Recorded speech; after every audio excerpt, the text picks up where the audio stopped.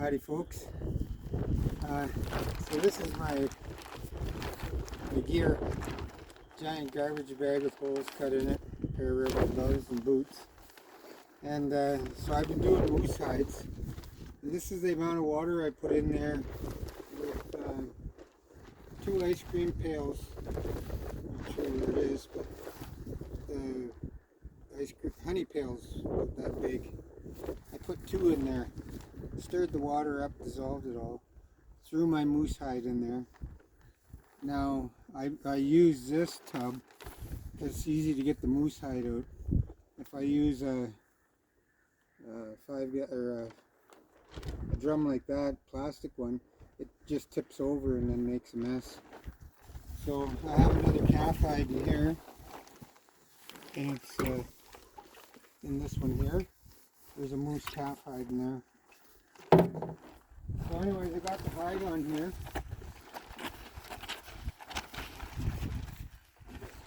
And this is just a piece of metal with, I used to have handles on it. And one edge is just square. And the other edge I put a little angle on it.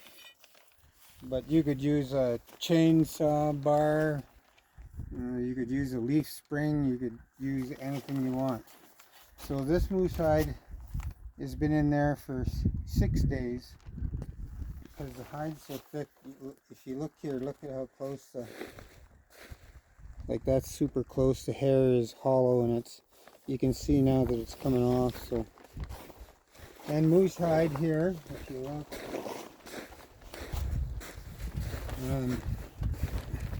this was a cow, but if you look, she still has a couple of scars on her. That's just from I've never had any trouble with the scars, and the elders said when they do their raw hiding stuff with snowshoes and stuff like that, they never had any trouble with going over a scar. So, and I've got probably 6 or 7 moose hide riatas out there. I think 4 are wall hangers and 3 are working, and nobody's complained yet. So anyway, so I push it off, and you can see it's coming off. So this hide was thrown in there, and it hasn't been fleshed yet. And this is the other characteristic of moose hide. It's kind of gray color, and it's got all those spots on it. Every hide is like that on the moose hide. And the texture of it is almost leather-like. It's got a kind of a pattern to it. So I put it on this thing, and I have to get the hair off first because the hair is so thick and raised up that if I was to just take this and flip it over and try and flesh it, I'd cut holes in it because it's too far off of here. Like the hide would be way up here if it was upside down and I tried to flesh it, and the knife would just roll and cut a hole in it. So I have to get the hide off so that when I flip it over and flesh it now, that this is sitting on here and it's nice and tight, because the weight of the moose hide, or if I had a cow hide on here, puts pressure down on here and keeps this nice and flat so it doesn't roll. So getting this hair off first. The other way that you can do this is you can take one of the Oster brand cutters that they use for horses and stuff like that, put a different blade on it and shave all the hair off, and then flesh it if you want. And then there'll be a video later down the road on scraping it. If the hair is real short, it's easy to scrape on moose and cow.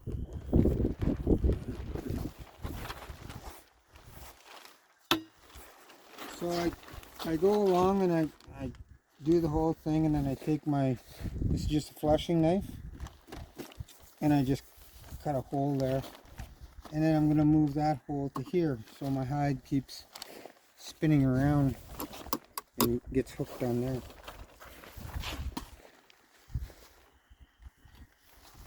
So, but if, you know, even moose hide and cow hide, if it doesn't come off like this, you're going to be fighting, and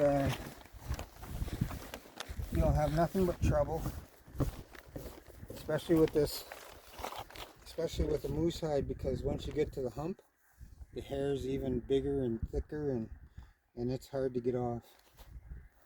And yeah, so I get it like this, go down, make a strip.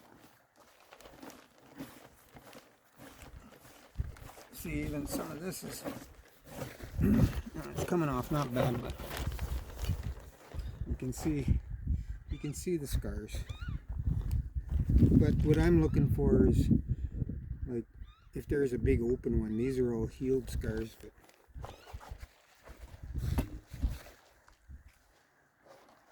oh yeah, so I cut it already.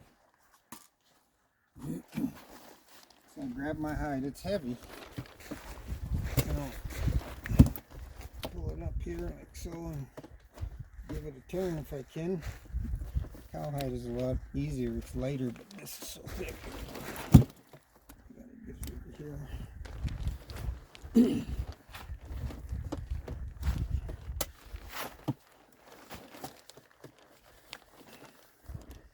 I'm gonna hook it around my nail if I can. There we go. And then I'll just keep going. If it gets too, you know, if this gets too far up here,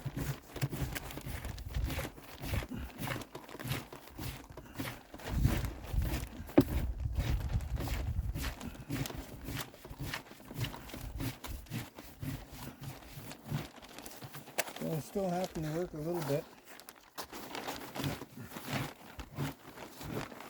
That's the way you like to see it come off there like that.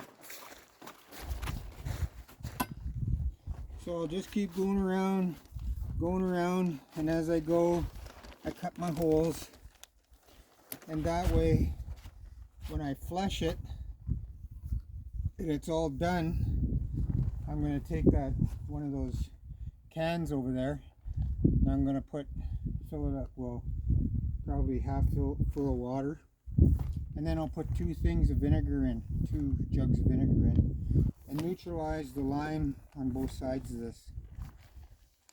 And then once that's done for a day or whatever, and rinse it off good and scrub it, I'm going to take the ring and I'll lay the hide in the middle of the ring on the ground, and you can see the binder twine I use, and then I'll stretch it out on this, put it in the shade on a nice warm day, and in a day it'll be dry, and then you can put it inside and finish it off. When she's rock hard, you can take it off of there and roll it up, and you're ready to make string whenever you want. So this hide here and the other hide that I did is going to be for riata string. And that little calf hide there will be used for string for a bosal. I hope I helped you out.